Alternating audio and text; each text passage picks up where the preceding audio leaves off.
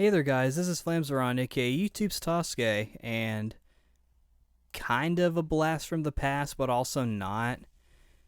But also the second part of the three-part video thing I was talking about, even though it's entirely super loose, especially with this one in particular, because this is another game announcement video, but or my thoughts on game announcement video or whatever. But this one's a little cryptic, especially in the trailer. But basically, for those of you who don't know, Dungeons and Dragons Dark Alliance was announced, and it's being marketed as a co-op action RPG.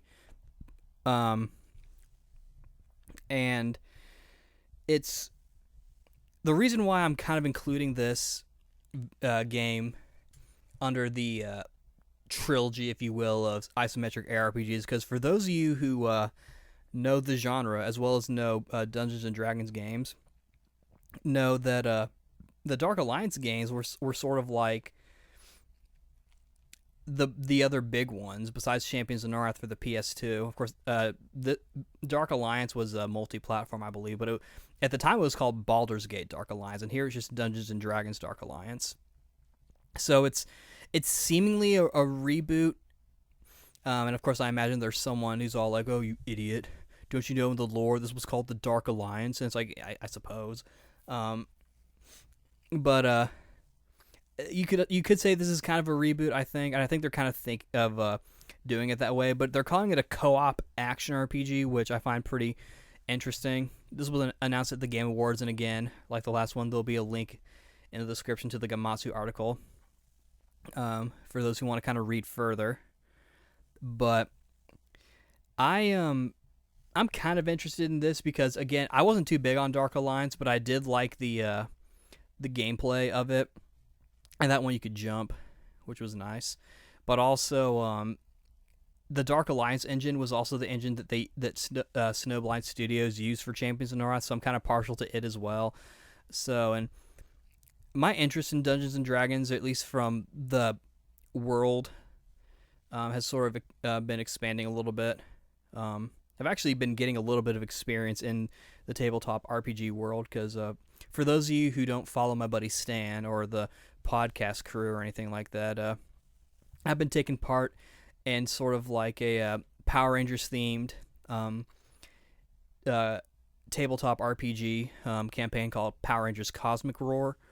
So I'm getting a little bit of experience in the world of tabletop role playing and D&D and whatnot. Of course, we're using Roll20 to play it, so very loose. I imagine if I were to actually play D&D, I'd probably be all like, "What's going on? I'm so confused." But I'm getting a little bit of experience. And it's making me more interested in actually the world of Dungeons and Dragons. And of course, on the image you see here, unless I decide to change it, which is possible. But in the trailer, I'll go ahead and say they show Dritz and his buddies.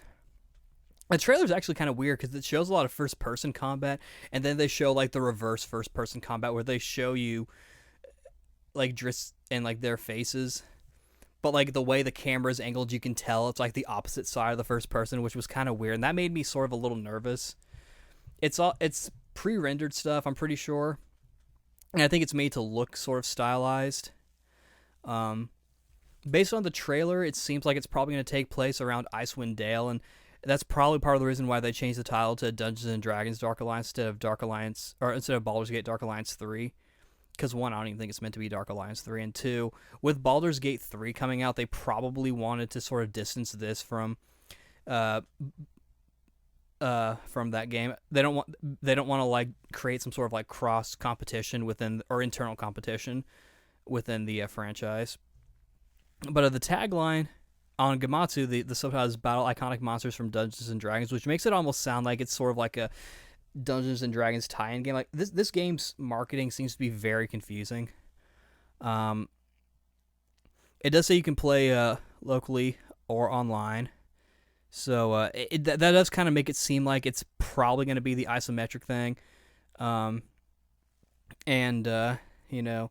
imagine if it ends up being Dark Alliance 3, you'll probably get to play as Dritz or unlock him.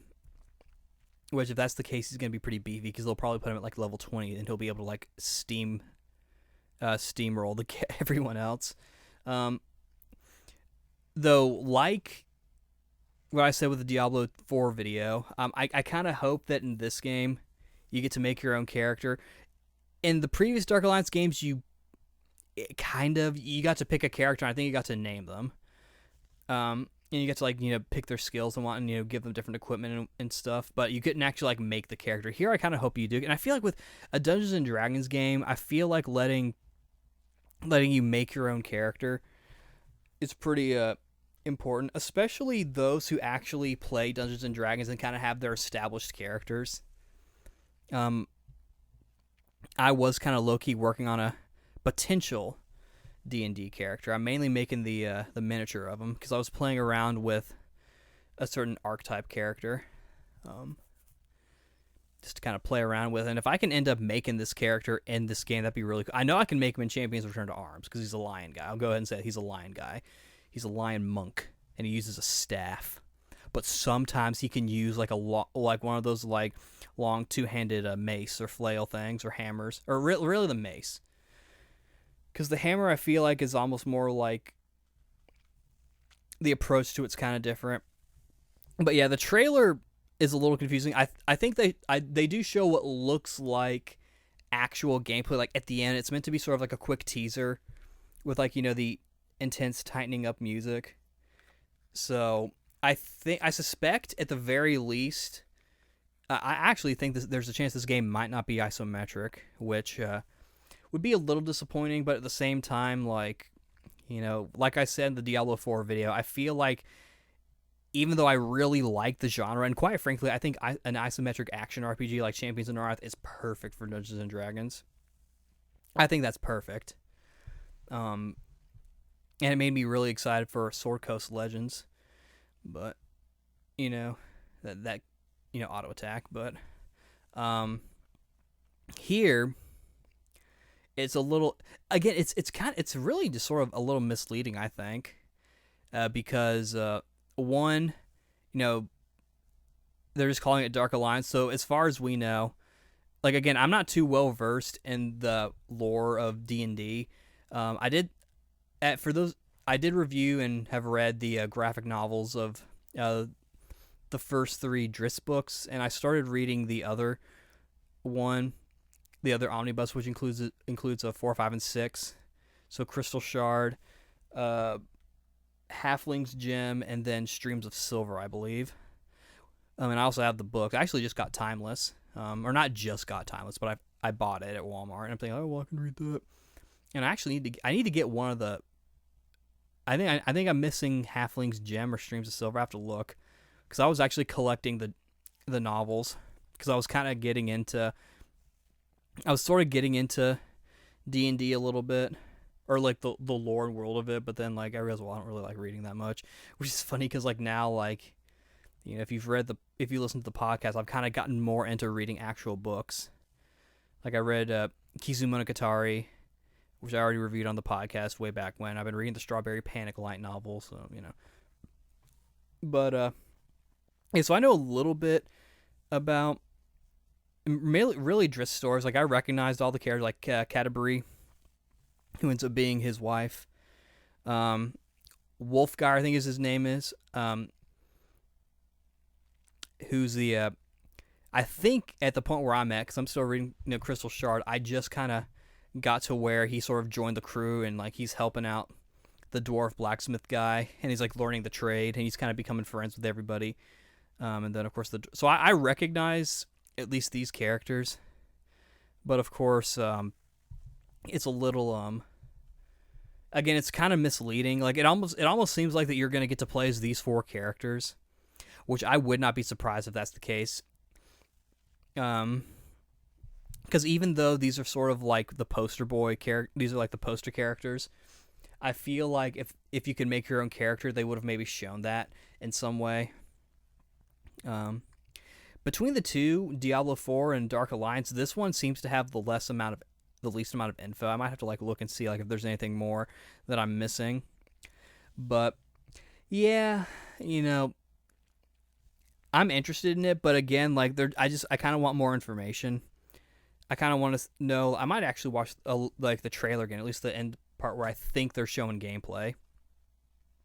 Um, I do think it would be kind of cool to have a Driss game, but I feel like at the same time, um, I would rather kind of play as a character who's fighting alongside Driss rather than play as Driss. You know, I know it's kind of weird to say because he's sort of like he's like the most popular D&D literature character, but I kind of want to. I'm really curious, kind of to see where this is going, and I certainly hope uh, it's good. Again, it might be kind of different, so I'm holding my breath on this one a little bit more than I am Diablo 4 because I feel like at least with Diablo 4, even if I can't like customize my own character, it's like okay, well, you know, there's the armor customization, so I can at least make someone who looks unique, and you know, the gameplay itself will be fun. So like if like a bunch of my friends end up getting it, be like, okay, well, I'll get it too. But here it's like I'm a little more familiar with it because I don't know much about Diablo at all. Whereas Dungeons and Dragons, I know a little bit. Like, and by a little bit, I mean like just a smidge, and I mean that on like a literature level. I'm not too well versed in the actual game itself. Um, but this is definitely kind of a good time because it seems like you know the isometric ARPG genre is kind of making a comeback a little bit, especially with Minecraft Dungeons, which that actually looks really fun too. Um, I guess that's another game I could have talked about. At that point I'm just waiting for that one to come out. So I guess if you're waiting for me to talk about that game, be like, well, here it is. I'm interested in it, and I'll maybe stream it or something, or play it or whatever, or do a my thoughts on it or my first impressions or whatever. But yeah, to summarize, I'm interested in this, but I want more information because one, I don't think I necessarily finished my thought earlier. Like Dark Alliance, like the title, for all we know, it seems like it's a reboot, but at the same time, it could just be referring to something else entirely as opposed to those original games. Two, the trailer's a little misleading, except for like near the end where they show like a couple snippets of what looks like regular gameplay, but it's not. It's it doesn't look it's not isometric at all. Of course, the Champions of Norath trailer, they showed like the zoomed in version where you could really look at your character, which that's sort of a tough way to play the game because you can't really see what's coming ahead of you, and it's the way the game is set up. You kind of need to see like a decent chunk of the map, I think. But and then also like in the event that it is an isometric or regardless of what it is, it's a little unclear on whether or not you could get to make your own character. Of course, you know, since this is it's an announcement trail, like we're not going to know anyway. So yeah, kind of something to think about. I'm gonna keep my eye on it. Hopefully it's good because I still kind of am looking for another Champions of Norath game to play. I'm really kind of searching for like the perfect medieval fantasy Western open RPG game. Because even Oblivion, it's like, you know, it's currently close to being my favorite because of what it is, but at the same time, like, generally gameplay wise, I do kind of like Skyrim better. So I'm actually kind of looking forward to Sky Oblivion. So I feel like that's going to make Oblivion a lot more fun for me. Or even more fun for me. And, you know, more Oblivion, I'm thinking about getting that because I just, well, that's a different story entirely. And of course, Dark Souls, like, the gameplay for Dark Souls to me is like perfect in terms of what I want, but I'd like the difficulty to not really be much of a thing because I feel like you can still have a technical gameplay while also having a more accessible gameplay. Not that Dark Souls is completely unaccessible, but also at the same time, like in the grand scheme of things, character customization is limited because you're basically only a human, and the general scope of the game only goes so far, which I think is the reason why I like 2, because it felt like it went through like a bigger scope. It's slower than Dark Souls 1 and 3. So gameplay wise, I kind of like 1 and 3 better. Probably really 3, even though it's got the charge thing. So it makes being a broadsword slashy guy. But I'm kind of rambling at this point. So yeah, basically I'm intrigued by this game, but I'm kind of holding my breath a little bit on it just because the trailer and the information is a little misleading. I'd almost rather play Baldur's Gate 3, even though I know that that's going to be more like Dragon Age. That's going to be pause auto. That's going to be pause auto attack gameplay where I'm looking for like, Champions of North or like Diablo like action combat.